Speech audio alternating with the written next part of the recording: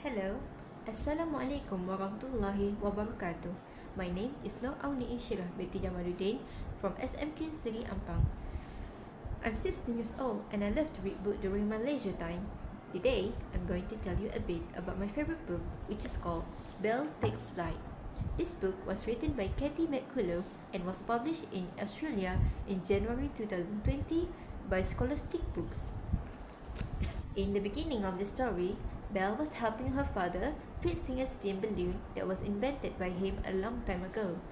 The invention was inspired by Belle's idea. Belle had told her father about the novel she had read, in which heroes traveled around the world with a hot air balloon. The prince that she had saved from a curse that turned him into a beast a long time ago was also there to help her father and her. As they were busy repairing the steam balloon, they heard a tinkling music across the room. The music came from a music box in Chip's hand. In the beginning of the story, Belle was helping her father fixing a steam balloon that was invented by him a long time ago. The invention was inspired by Belle's idea. She had told her father about the novel she read, in which heroes traveled around the world with a hot air balloon. The prince that she had saved from a curse that turned him into a beast was also there to help her. As they were busy fixing the steam balloon together, they heard a tickling sound coming from across the room. The sound was coming from a music box in Chip's hand. The prince suddenly stopped what he was doing. He approached Chips and snatched it from him. He said that the music sounded familiar, but it was not his. Rather, it was his mother's.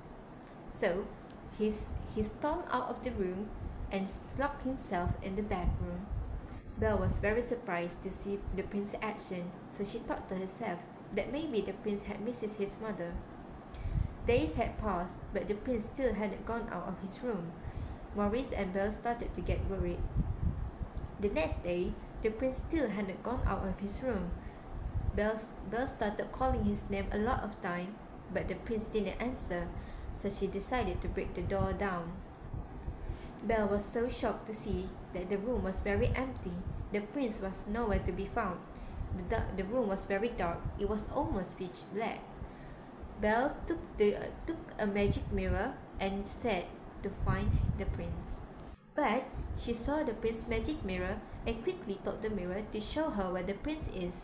After a moment, the mirror showed a tall figure laying on the ground. It was the prince, she said, but the prince was not alone. There was two guards wearing an iron helmet in front of him. It seems like the prince was kidnapped by someone far away from here. So Belle studied the music box that was left by his mother.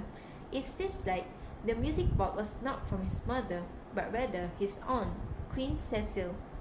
His aunt's kingdom is in Brumes that was located in France. But the place was too far away from here. It would be too late for them to arrive there. So Belle thought of something even better. She told her father that maybe the steam balloon could take her there quickly. Belle is a very brave girl.